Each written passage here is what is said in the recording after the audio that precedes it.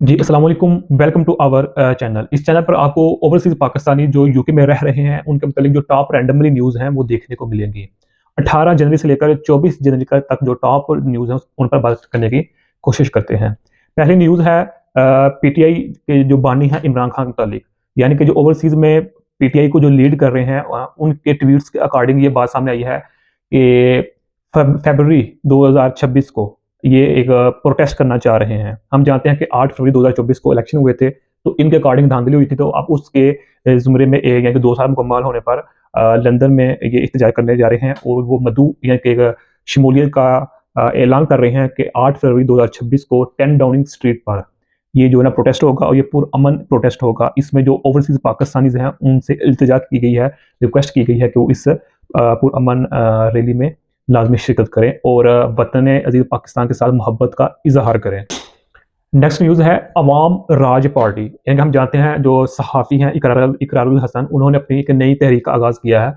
तो 1 फरवरी 2026 से वो अपनी जो मेंबरशिप है अपनी पार्टी की, वो उसका आगाज़ कर रहे हैं। वो मेंबरशिप पाकिस्तानियों के लिए, लोकल अवाम के लिए भी है और जो ओवरसीज़ पाकिस्तानीज़ हैं उनके लिए भी है, कि इसके 2 सेक्शन हैं। ओवरसीज़ के लिए भी मेंबरशिप ओपन हो रही है और पाकिस्तानियों को जो पाकिस्तान में रह रहे हैं उनके लिए भी मेंबरशिप ओपन हो रही है। ये यानी कि बकौल इनके इकरारुल हसन साहब के ये है कि ये किसी सिंगल आदमी की तहरीक नहीं, बल्कि ये सिस्टम को, जो मौजूदा सिस्टम है उसको चेंज करने के लिए पार्टी बनाई गई है। इसलिए इसका नाम जो है ना अवाम राज पार्टी रखा गया है। तो 1 फरवरी से इसका जो मेंबरशिप का वो आगाज़ हो रहा है। नेक्स्ट है नादरा मोबाइल रजिस्ट्रेशन ड्राइव, यानी कि अब एक वैन होगी, यानी कि कैब टाइप का है। ये नादरा की तरफ से अब यूके में मुख्तलिफ जगहों पर ये जो वैन है ये आएगी और उससे जो ओवरसीज़ पाकिस्तानी हैं उनको बहुत ज़्यादा आसानी हो जाएगी। 24 जनवरी से इसकी जो सर्विस है वो स्टार्ट हो जाएगी मुख्तलिफ मकामात पर। ट्रेंट और डॉनकेस्टर इन जगहों पर, इसके अलावा एक और जगह 2 जगह भी हैं। इसकी जो मुकम्मल डिटेल है वो आप गूगल पर जाइएगा और नादरा की जो रजिस्ट्रेशन ड्राइव है ओवरसीज़ पाकिस्तान के लिए उसको सर्च कीजिए तो इसकी जो मज़ीद डिटेल है वो आपको मिल जाएगी।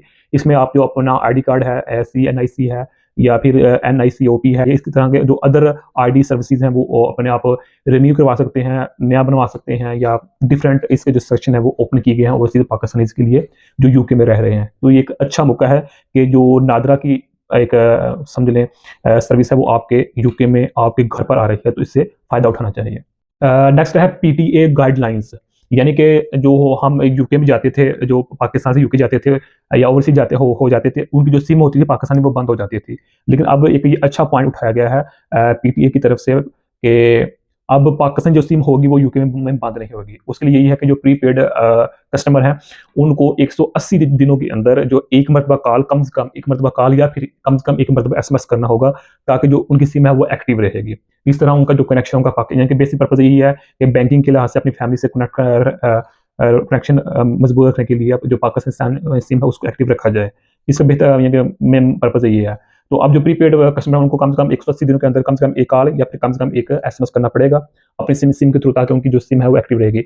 ये फैसला जनवरी 2026 में ही आया है, तो ये बहुत से लोगों को ये फैसला रिलीफ देगा। अब आप अपने जो पाकिस्तानी सिम है यूके में चला सकते हैं और अपनी फैमिली से ईजिली राब्ते में रह सकते हैं। नेक्स्ट है परवाज़ लोन कार्ड, यानी कि वो स्टूडेंट्स जो पाकिस्तान से बाहर के ममालिक में स्टडी के लिए जाते हैं उनको अब लोन दिया जाएगा, यानी कि कर्जा दिया जाएगा पाकिस्तान की जानिब से, पाकिस्तानी हुकूमत की जानिब से। अब इसका बेहतर मेन पर्पज़ यही है कि पाकिस्तानी तलबा को किसी भी मुश्किलात से निपटने के लिए माली लिहाज से जो है मुआवनत वो की जाए हुकूमत की तरफ से। अब आप यूके में है, US में है या किसी जो अदर यूरोप कंट्री में है, तो आपको आपकी पाकिस्तानी हुकूमत की तरफ से जो है ना वो लोन दिया जाएगा, जिसका नाम है परवाज़ लोन कार्ड है। तो इसका पर्पज़ ये है कि आपको वीज़ा में इशू ना हो, आपको टिकट में इशू ना हो, आपको वहाँ रहने का इशू ना हो, आपको यानी कि इसके अलावा जो अदर सेक्शन है स्टडी में स्टडी के दौरान जो मुश्किलात आती हैं ओवरसीज़ को, तो उनसे निपटने के लिए जो पाकिस्तानी हुकूमत है वो अपने बच्चों को लोन दे रही है। नेक्स्ट न्यूज़ है कि पाकिस्तान ने ये फैसला किया है कि 2026 में, यानी कि इस साल में तकरीबन 8 लाख, जी हाँ, 8 लाख जो पाकिस्तानी हैं उनको बाहर के ममालिक भेजना है मुख्तलिफ वीज़ाज़ पर, ताकि वो अपने आप को ये डेवलप करें, अपनी फैमिली को डेवलप करें। तो जब वो अपनी दोनों चीज़ों, अपने आप को, अपनी फैमिली को डेवलप करेंगे, उसका मतलब है तो ऑटोमेटिकली जो पाकिस्तान स्टेट है वो डेवलप होगी इकोनॉमी के लिहाज से। तो पाकिस्तान ने ये फैसला किया है कि इस साल 8 लाख लोगों को हमने मुख्तलिफ ममालिक में भेजना है, खासकर जो गल्फ़ कंट्रीज़ है, यूएई है, सऊदी अरब है या अदर यूरोपियन कंट्रीज़ है, तो उन ममालिक में भेजना है ताकि नौजवानों को एक रोज़गार का अच्छा मौका मिल सके और पाकिस्तानी जो इकोनॉमी है वो भी अच्छी हो सके। नेक्स्ट न्यूज़ है कि एक पाकिस्तानी शख्स ने 16 साला लड़की से बदफ़ेली की, तो वो पकड़ा गया, मौका पर ही पकड़ा गया। तो इसके साथ उसके दोस्त भी थे, तो वो भी बदफ़ेली में शरीक थे या शरीक नहीं थे, तो अब ये तो रिपोर्ट है सामने आएगी तो तब पता लगेगा।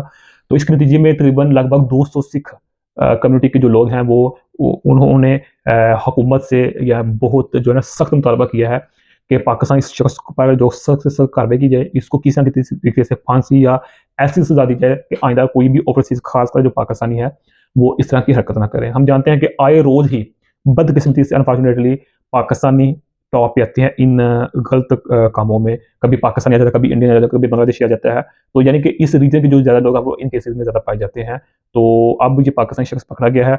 अब जो सिख कम्युनिटी है वो ज़्यादा सख्त मुतालबा कर रही है कि इस ओवरसीज़ पाकिस्तानी को बहुत सख्त सज़ा दी जाए ताकि आइंदा कोई इस तरह की हरकत ना करे। नेक्स्ट न्यूज़ है कि एफआईए ने ये क्लियर कर दिया है कि कोई भी एक्स्ट्रा पेपर आपसे एयरपोर्ट पर नहीं मांगा जाएगा। यानी कि उन्होंने एक तरह की तरदीद की है सोशल मीडिया पर, ये बातें यानी कि अफवाहें रूज पर थी कि एफआई ने नया रूल निकाल दिया है कि आपको डेबिट कार्ड इस तरह के पेपर या न्यू एक्स्ट्रा पेपर चाहिए एयरपोर्ट पर ताकि आप किसी अदर मुल्क में जा सकें। तो जो इसके मिनिस्टर हैं सालिक हुसैन चौधरी बरदरान के जो ये सालिक हुसैन के मिनिस्टर हैं वफाकी, तो इन्होंने इन चीज़ों की तरदीद कर दी है और कह रहे हैं कि हमारी प्रायोरिटी है कि जो वर्क वीज़ा पर बाहर के मुल्क जाना चाह रहे हैं, हम उनको खुशामदीद भी कहते हैं एयरपोर्ट पर और उनको ये बेस्ट विशेज़ का भी कहते हैं कि वो अपना रोज़गार कमाएँ, उधर जाकर अपनी फैमिली को सपोर्ट करें, अपने पाकिस्तान को सपोर्ट करें। तो इस तरह की जो भी रूमर्स हैं कि आपको से एफिडेविट पेपर्स या कुछ नया पेपर्स मांगे जा रहे हैं एयरपोर्ट पर, तो ये गलत बात है। अब आइंदा एयरपोर्ट पर किसी भी ओवरसीज़ पाकिस्तानी को या कोई भी नेशनल या इंटरनेशनल मुसाफिर उसको हरासमेंट का सामना नहीं करना पड़ेगा। नेक्स्ट न्यूज़ है शूटिंग इंसिडेंट ये हुआ है जो पीटीआई के साबिक रहनुमा है उन पर। यानी कि हम जानते हैं कि जो ये राजा आदिल और जो शहजाद अकबर हैं, ये दोनों पीटीआई के मेंबर हैं। यानी कि मतलब ये कि एंटी एस्टैब्लिशमेंट है, ये पाकिस्तानी फौज के खिलाफ, ये पाकिस्तानी हुकूमत के खिलाफ बातें करते रहते हैं। तो शहजाद अकबर पर पहले भी हमला हुआ था, तो अब अगेन इन पर हमला हुआ है। तो खुशकिस्मती हम क्योंकि हम पाकिस्तानी हैं तो हम यही कहेंगे कि खुशकिस्मती है इनकी कि ये बच गए हैं, वरना जिस लिहाज से इनको टारगेट किया जा रहा है, इन पर हमले किए जा रहे हैं, तो ये बहुत मुश्किल है इनको सर्वाइव करना। लेकिन अब ये यूके हुकूमत पर अगेन जो ओवरसीज़ पाकिस्तानीज़ हैं, खासकर जो पीटीआई से रेलिवेंट लोग हैं, वो यूके हुकूमत से सख्त मुतालबा कर रहे हैं इस चीज़ का कि आप अपने शहरी को क्यों नहीं बचा रहे? क्योंकि जो ये शहजाद अकबर इनके पास डुअल नेशनलिटी है, पाकिस्तानी भी है और यूके भी नेशनलिटी है।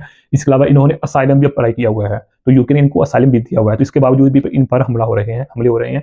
तो अब ओवरसीज़ पाकिस्तानीज़ या जो पीटीआई से रेलिवेंट है, वो इस बात को ज़्यादा उजागर कर रहे हैं कि यूके हुकूमत से मुतालबा कर रहे हैं कि राजा आदिल को और जो शहजाद अकबर है इनको, चूँकि ये अब आपके मुल्क में है, आपके अंडर आ रहे हैं, तो इनको इनकी हिफाजत की जाए।